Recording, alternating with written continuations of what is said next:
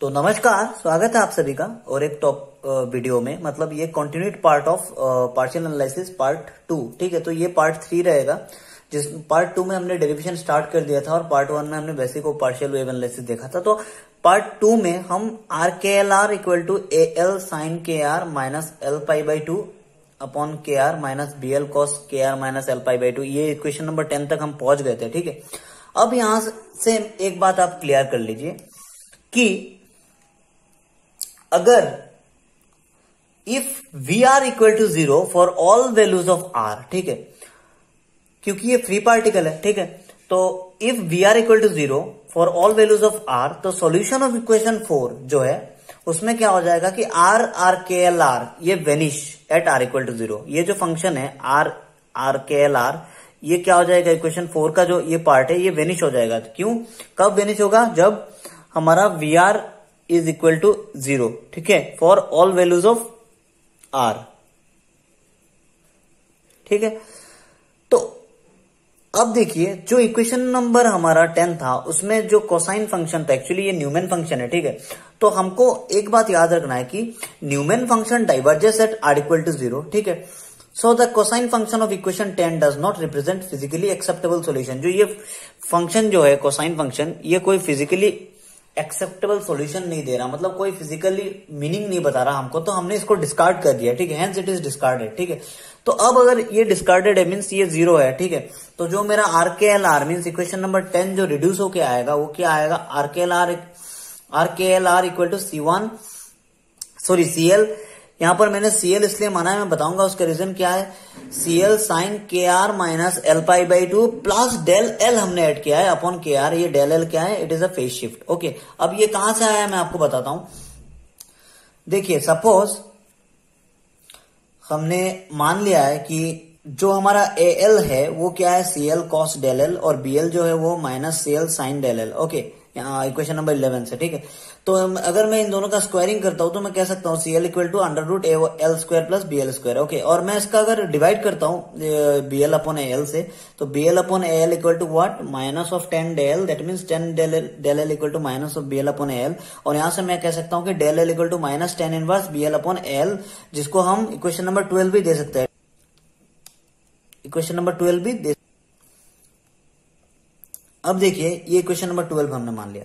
अब आपको equation number 11 फिर से कंसिडर करना है। ठीक है, तो इन जनरल जो इक्वेशन नंबर 11 जो मेरा आया था वो कुछ इस टाइप का आया था। ठीक है, अब इस इक्वेशन नंबर 11 से, ठीक है, अगर मैं कहता हूं कि ये डेल एल मेरा 0 है, मान लेते हैं हम if del L equal to 0, तो इक्वेशन नंबर ये जो आर के एल आर जो फंक्शन है, रेडियल फंक्शन, ये क्या हो जाएगा, स्फेरिकल बेसिस फंक्शन। क्योंकि अगर डेल एल 0 हो जाएगा तो मेरा आर के एल आर क्या बचेगा, वो कुछ इस टाइप का बचेगा, C1 sine K R minus L pi by 2 upon K R. तो ये मतलब क्या है, ये व्हाट इज, ये क्या है, ये JL के आर है। ठीक है, तो ये तो JL के आर है, मतलब if del L equal to 0 that means R K L R reduces to JL K R, हम कह सकते हैं। ठीक है, that means what, if del L equal to 0 then RKLR from equation number 11, ठीक है, reduces to JLKR, ठीक है, and RKLR of equation is finite at R equal to 0। ठीक है, that means what, RKLR जो वैल्यू है वो क्या हो जाएगा, फाइनाइट हो जाएगा at R equal to 0। तो आप कह सकते हैं, ठीक है, तो आप लिख भी सकते हैं, so del L is a real angle. Del L क्या है, एक रियल एंगल है। ठीक है, which vanishes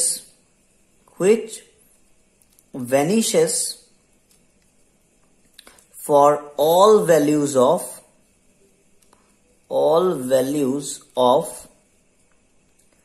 L। ठीक है, in the absence of scattering potential, in absence of scattering potential। Okay, अब एक बात आप ध्यान रखना कि JL के आर जो है, JL के आर जो है, ठीक है, वो भी क्या है, रेडियल फंक्शन ही हम उसको कह सकते हैं, ठीक है। वो भी एक टाइप का रेडियल फंक्शन ही है, रेडियल फंक्शन है। कब? When there is no scattering, radial function when there is no scattering, ठीक है, when there is no scattering, ठीक है। ये आप नोट में लिख लेना, ठीक है। अब देखिए कि डेल एल जो मेरा है वो क्या है, फेज शिफ्ट, फेज शिफ्ट, ठीक है। क्यों? क्योंकि जो आर के एल आर है, ठीक है, वो मेरा जे L K are means J L K are से कितना डिफरेंस हो रहा है, डेल एल डिफरेंस हो रहा है, ठीक है। Means R K L R differs from J L K R, okay, J L K R with phase shift del L, yes और no, phase shift del L, ठीक है। तो ये जो डिफरेंस है आर के एल आर और जे L K are में, वो किसकी वजह से? Due to the potential V R, ठीक है। तो आप यहां पर लिख सकते हैं since the distortion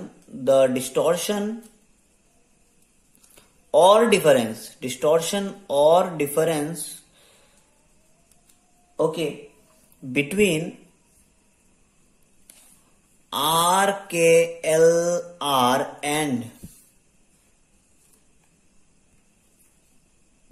J L K R is due to potential, ठीक है, potential V R, okay, potential V R, ठीक है। अब क्या करना है कि जो इक्वेशन नंबर 11 है, ठीक है, उसको ध्यान में रखते हुए हम ये एक्सपेक्ट कर सकते हैं कि जो क्रॉस सेक्शन जो है वो किस पे डिपेंड कर रहा है, इस डेल एल पे डिपेंड कर रहा है, ठीक है, ठीक है। सो अगर हम इक्वेशन 3 की बात करें तो उसका अगर हम एसिम्प्टोटिक फॉर्म लिख रहे थे ना, क्योंकि एसिम्प्टोटिक फॉर्म ऑफ इक्वेशन 5 हमने पहले कर लिया था in the first video, and यहां पर हम asymptotic form of equation number 3 लिख रहे थे। तो उसमें हम क्या करेंगे, लिमिट लगाएंगे, ठीक है, ठीक है। तो we can write asymptotic limit of equation number 3। तो यहां पर हम थोड़ा लिख लेते हैं, let we expect cross section to depend on del L, okay, using 11 number equation, using equation number 11, okay. Now we can write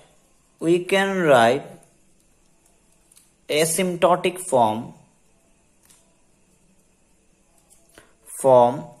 of equation number 3, ठीक है। अब देखिए मैं आपको रिकैप्चुलेट करने के लिए इक्वेशन नंबर 3 फिर से यहां पर लिख देता हूं। इक्वेशन नंबर 3 जो था ये क्या था, psi R theta is equal to summation L equal to 0 to infinity A L R K L R, okay, P L cos theta. ये इक्वेशन नंबर 3 था, ठीक है। और हमको इक्वेशन नंबर 11 से पता है कि आर के एल आर का जो वैल्यू है वो क्या है, C L sine K R minus L pi by 2 plus del L upon K R, ठीक है। तो जस्ट हमको इक्वेशन नंबर 11 से हमको या आर के एल आर का वैल्यू पुट कर देना है। तो हम अगर पुट करते तो इक्वेशन नंबर 3 किस फॉर्म में चेंज होता है, summation L equal to 0 to infinity, मैं इसको मान लेता हूं ए एल और यहां से पी एल कॉस थीटा पहले लिख लेता हूं, पी एल कॉस थीटा, और जो आर के एल आर का जो वैल्यू है वो इक्वेशन नंबर 11 से क्या है, sine K R minus L pi by 2 plus del L upon K R, ठीक है। तो ये कब किस केस में, आर टेंस टू इंफिनिटी। तो इसको अब हम मान लेते हैं इक्वेशन नंबर 13, ठीक है। अब देखिए ये जो प्लेन वेव है, मीन्स ये जो वेव फंक्शन है, ठीक है, ये किस टाइप का वेव फंक्शन है, डिस्टॉर्टेड प्लेन वेव। क्यों? क्योंकि ये फेज शिफ्ट डेल एल से डिफर कर रहा है ऑफ प्लेन वेव, ठीक है। तो आप यहां पर लिख सकते हैं since this wave function is known as distorted plane wave,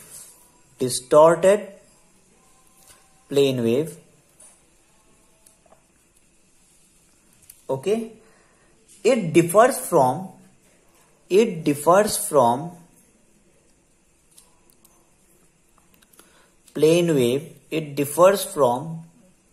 plane wave by having phase shift del L. Okay. अब देखिए sine K R minus L pi by two को हमने लिखा था I to the power L E to the power I K R, ठीक है। तो upon minus I to the power L E to the power minus I K R upon 2i। तो similarly अगर मैं sine K R minus L pi by two plus del L upon K R को भी अगर मैं in terms of exponential terms में लिखूं तो क्या लिख सकता हूं मैं? कुछ इस टाइप का हम लिख सकते हैं इसको। सिंस हमको पता है कि sine K R minus L pi by two plus del L upon K R is equal to, हम लिख सकते हैं इसको minus I to the power L E to the power I K R E to the power I del L minus I to the power L E to the power minus I K R, okay, and E to the power minus I del L, okay, upon 2i। तो मैं इस type से लिख सकता हूं उसको, ठीक है। अब अगर इस फॉर्म में मैं इसको लिख सकता हूं तो यहां पर मैं जो इक्वेशन नंबर 13 में जो है sine K R minus L pi by two plus del L upon K R को मैं इस टर्म से रिप्लेस कर सकता हूं, ठीक है। तो आप लिख लीजिए then equation 13 can be rewrite as, ठीक है। अब इक्वेशन नंबर 13 को फिर से हम रिराइट करेंगे, मतलब फिर से लिखेंगे। तो इक्वेशन नंबर 13 मेरा क्या बनेगा अब? Psi R theta, okay, tends to, अगर आप देखिए e to the power I K R E to the power minus I del L, sorry मैं इस टर्म को पहले लेता हूं minus I L E to the power minus I K R E to the power I del L, ठीक है। तो मैं इस टर्म को ऐसे लिख सकता हूं ई to the power minus I K R upon 2i K R, ठीक है। क्योंकि यहां पर सॉरी यहां पर ये के आर तो है, तो ये तो सिर्फ साइन का वैल्यू है दिस अपॉन 2i एंड के आर तो नीचे है ही, तो यहां पर के आर आ जाएगा। तो ई to the power minus I K R upon 2i K R, ठीक है। अब देखिए e to the power minus I K R upon 2i K R summation L equal to 0 to infinity, ठीक है। और अगर मैं बाहर निकालू तो ये क्या आ रहा है मेरा ए एल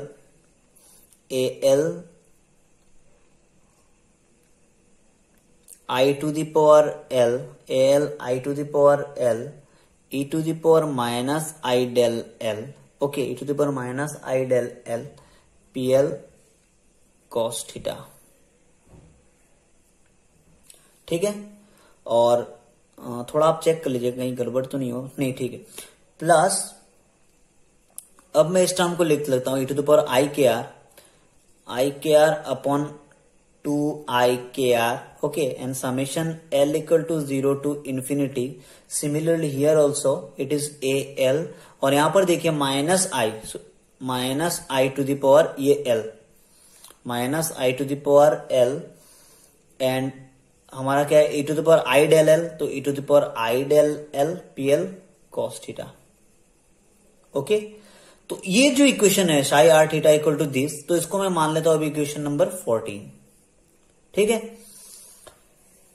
अब देखिए अब हमें क्या करना है कि हमें कोफिशिएंट इक्वेट करना है, ठीक है। अब हमें क्या करना है कि आप ऐसे लिख सकते हैं, ठीक है, कि now equating the coefficient of 7 and 14, equation number 7 and 14 नहीं, बिफोर आप ऐसा लिख लीजिए, मैं थोड़ा आपको कंसेप्ट और क्लियर कर देता हूं। देखिए जो इक्वेशन नंबर 14 जो आया है ना, वो किसका एसिम्प्टोटिक फॉर्म था? इक्वेशन नंबर 3 से निकाला था हमने। अगर आप दोनों वीडियो क्लियरली देख रहे हैं तो इक्वेशन नंबर 3 का एसिम्प्टोटिक फॉर्म क्या है? इक्वेशन नंबर 14, ठीक है। और इक्वेशन नंबर 5 का जो, ठीक है, एसिम्प्टोटिक फॉर्म जो आया था वो शायद इक्वेशन नंबर 7 में आया था, आई थिंक, ठीक है। यस, इक्वेशन नंबर 7 में आया था। तो आप यहां पर लिख सकते हैं, ऐसा कुछ लिख लीजिए, अप टू नाउ, तो ये कंफ्यूजन आपको दूर हो जाएगा। Up to now we have scene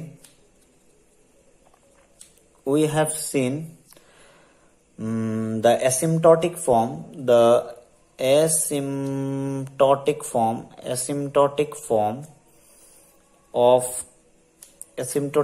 of equation number 3, okay.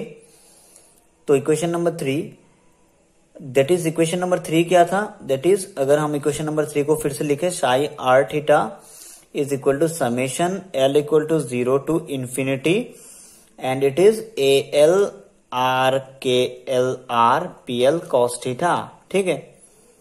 तो asymptotic form of equation 3 is given by equation number 14, ठीक है। And asymptotic form of equation 5, and equation 5 जो एसिम्प्टोटिक फॉर्म ऑफ इक्वेशन 5 है वो किस is given by equation number 7, ठीक है। तो एसिम्प्टोटिक फॉर्म ऑफ जो इक्वेशन 3 है वो इक्वेशन नंबर 14 हमें बता रहा है, और इक्वेशन नंबर 5 का जो एसिम्प्टोटिक फॉर्म था वो इक्वेशन नंबर 7 हमें दे रहा है, ठीक है।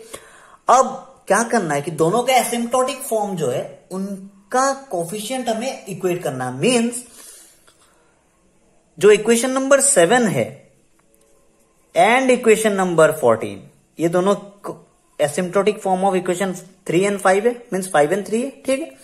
अब इन दोनों से equation number 7 and equation number 14, ठीक है, from this equations we have to equate coefficient of e to the power minus I k r upon r, okay. अब आपको क्या करना है? इक्वेशन नंबर 7 और इक्वेशन नंबर 14 का से इस टर्म का कोफिशिएंट को इक्वेट करना है, ठीक है। तो अब देखिए आप, ये इक्वेशन नंबर 14 है और ये इक्वेशन नंबर 7 है, ठीक है। मैंने दोनों इक्वेशन फिर से लिख लिया यहां पर ताकि आपको कंफ्यूजन ना हो, ठीक है। तो इन दोनों इक्वेशन से मुझे कौन सा टर्म चूज करना है जिसका coefficient e to the power minus I K R upon are हो, इन दोनों को इक्वेट करना है। तो अगर मैं इक्वेशन नंबर 14 की बात करूं तो सिर्फ मेरा जो ये जो टर्म है, पहला वाला जो टर्म, इसका कोफिशिएंट क्या है? e to the power minus I K R upon are, ठीक है। ये टर्म नहीं है क्योंकि इसमें e to the power I K R है, माइनस आई के आर नहीं है, तो ये वाला टर्म तो नहीं है, ये वाला टर्म है इक्वेशन नंबर 14 से। और सिमिलरली अगर मैं इक्वेशन नंबर 7 से कंसीडर करूं तो सिर्फ मेरा ये वाला पहला वाला टर्म है। तो इन दोनों टर्म का जो कोफिशिएंट मुझे इक्वेट करना है, ठीक है। तो आप इक्वेट करके देख लीजिए, मैं आपको करा के देख लेता हूं। तो अगर हम इन दोनों टर्म का कोफिशिएंट इक्वेट करते हैं, ठीक है, तो यहां से मेरा क्या आता है? पहला वाला इस टर्म से, क्योंकि मुझे e to the power minus I K R upon are को इसका कोफिशिएंट करना है तो उसको छोड़ना है, तो मेरे पास बाकी क्या बचता है? माइनस 1 अपॉन 2i के, okay. And it is summation L equal to 0 to infinity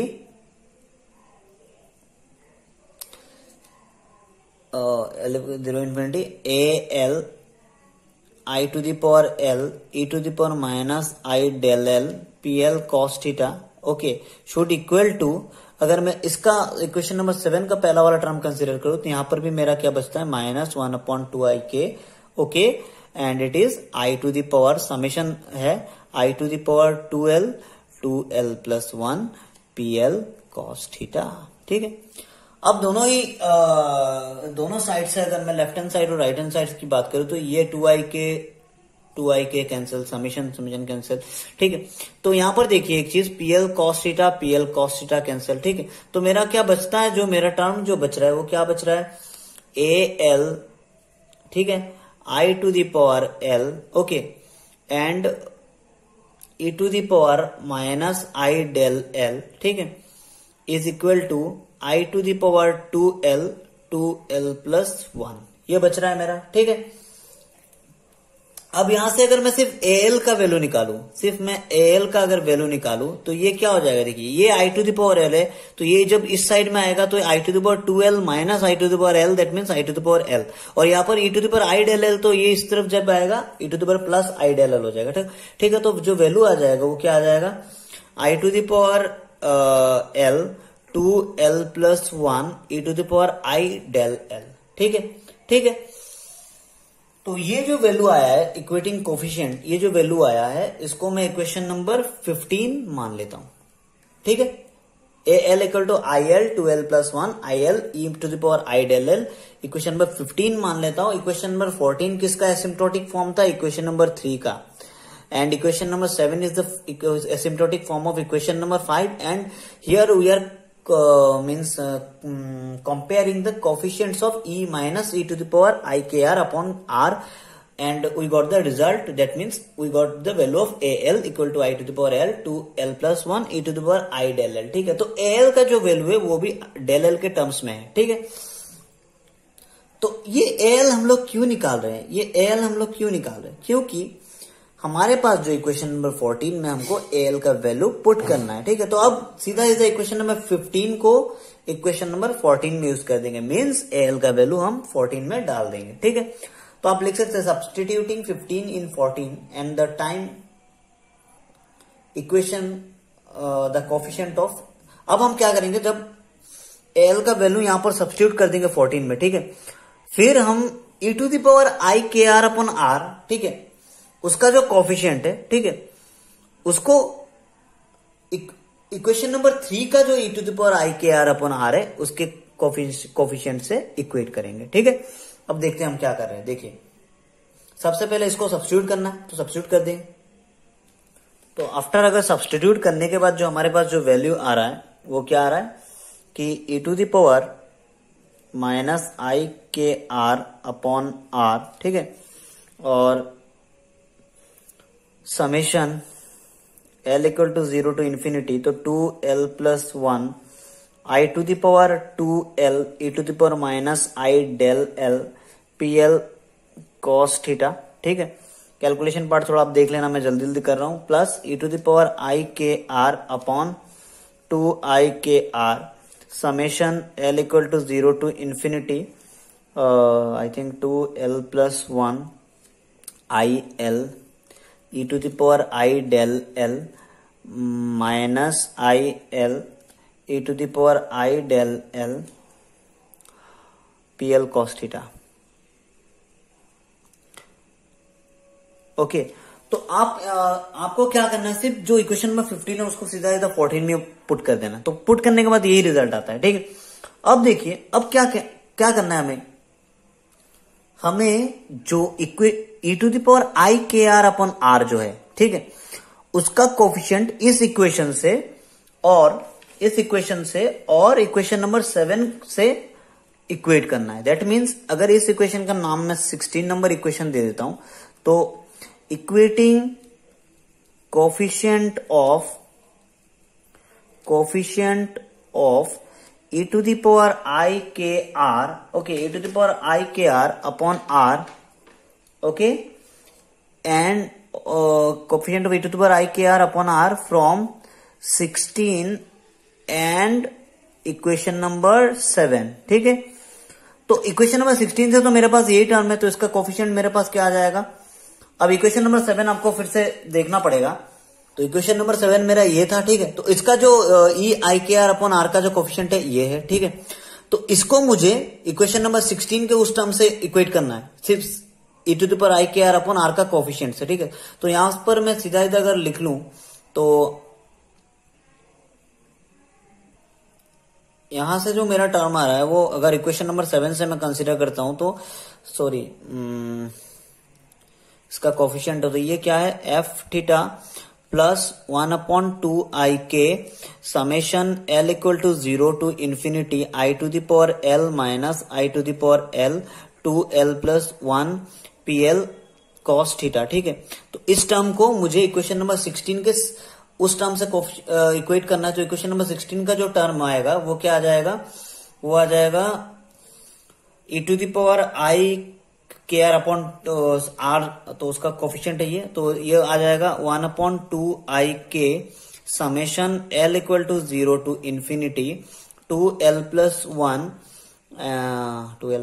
I to the power L e to the power I del L, फिर से minus I to the power L e to the power I del L pl cos theta. ये equation number 16 का जो coefficient of e to the power I K R upon are है। ठीक है, तो आप देख लेना जो सेकंड पार्ट है। ठीक है, तो इन दोनों का इक्वेट करना है। तो इक्वेट करने के बाद हमें सीधा सीधा क्या करना है, टर्म्स कैंसिल करने हैं। ठीक है, ठीक है, तो अगर हम कैंसिल करते हैं तो हमारे पास ये 2i के, ठीक है, यहाँ पर 2l प्लस 1, ये 2l plus 1 pl cos theta I to the power L minus I to the power L, ये भी गया, ये भी गया, यहाँ भी गया, यहाँ भी गया, तो हमारे पास बचता क्या है F theta equal to E to the power I del L E to the power I del L, that means E to the power 2 I del L. ठीक है, तो यहां से मैं लिख सकता हूं, मैं यहां पर लिख सकता हूं, तो मेरा जो टर्म आएगा F theta equal to E to the power 2 I del L. ठीक है, सॉरी शायद मैंने कुछ गड़बड़ कर दिया है, थोड़ा मिस्टेक हो गया कैलकुलेशन में, क्योंकि हमें इन दोनों टर्म का coefficient E to the power I K तो I K R upon R का कोफिशिएंट इक्वेट करना था। तो एफ हमारा एक था, तो एफ थीटा अपॉन 1/2 आई के summation L equal to 0 to infinity I to the power L minus I to the power L 2l plus 1 pl cos theta equal to this. अब इसका कोफिशिएंट जब equate करेंगे, मैंने गड़बड़ कर दिया था, F theta equal to this minus this, ये माइनस होके आ जाएगा। ठीक है, और माइनस के बाद अगर हम कॉमन लेते हैं तो ये 2i के summation L equal to 0 to infinity, मैं कह सकता हूं 2l plus 1 pl cos theta. ठीक है, and I to the power L I to the minus I to the power L, दो सब कॉमन आ जाएगा, तो बचेगा सिर्फ यहाँ पर e to the power I del L e to the power I del L, तो ये आ जाएगा e to the power 2 I del L बचेगा यहाँ पर -1। ठीक है, ठीक है, ठीक है, तो अब देखिए ये जो I to the power L और minus I to the power L, इसका वैल्यू क्या होता है 1। तो ये इक्वेशन जो है अब ये रिड्यूस होके क्या आ रहा है, F theta equal to 1/2 I के summation L equal to 0 to infinity 2l plus 1 pl cos theta and e to the power 2i del L minus 1। Okay, अब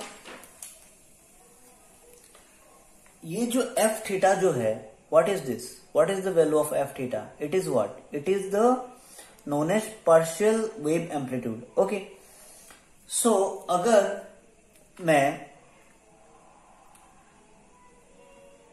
इसको और थोड़ा एडवांस वे में लिखूं तो ये कुछ इस टाइप का हो जाएगा, F theta is 1 I think it will B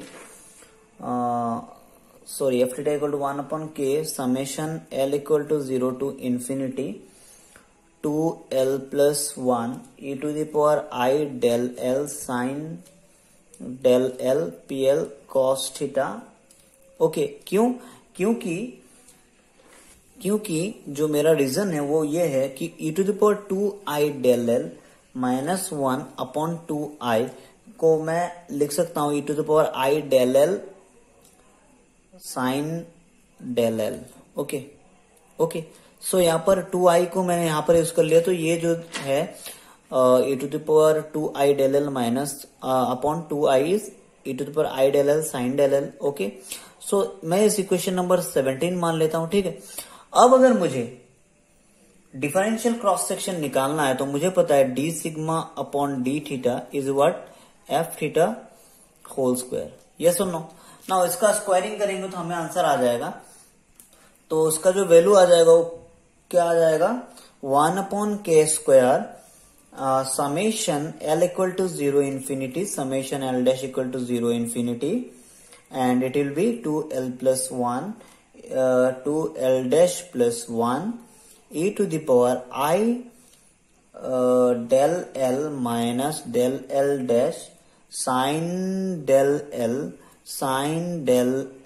dash, okay, and it will be PL cos theta, and it will be PL dash cos theta, okay. So it is the differential cross section of the partial wave, yes or no. ये जो F theta जो है ये क्या है, partial wave amplitude, क्योंकि यहां पर हम पार्शियल वेव का एनालिसिस कर रहे हैं तो ये पार्शियल वेव का एम्पलीट्यूड है, और ये जो differential cross section of partial wave, तो इसको आप इक्वेशन नंबर 18 मान लेते हैं, ठीक है। अब यहां से आप टोटल क्रॉस सेक्शन निकाल सकते हैं इंटीग्रेटिंग 0 to पाई 0 to 2 पाई, ठीक है। तो इस वीडियो में बस इतना ही, क्योंकि वीडियो काफी लेंथी हो रहा है। तो अगर आपको टोटल क्रॉस सेक्शन निकालना नहीं आ रहा तो आप मुझे कह सकते हो, मैं आपको वो बहुत छोटा सा एक टॉपिक है, मैं उसको निकाल के दे दूंगा, ठीक है।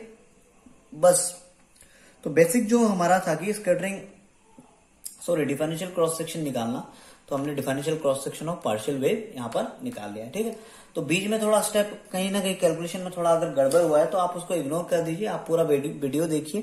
तो आप मैंने जहां जहां अगर थोड़ा बहुत गड़बड़ हो गया है तो मैं उन्हें उसको रेक्टिफाई कर दिया, ठीक है। तो आज के लिए बस इतना ही, धन्यवाद।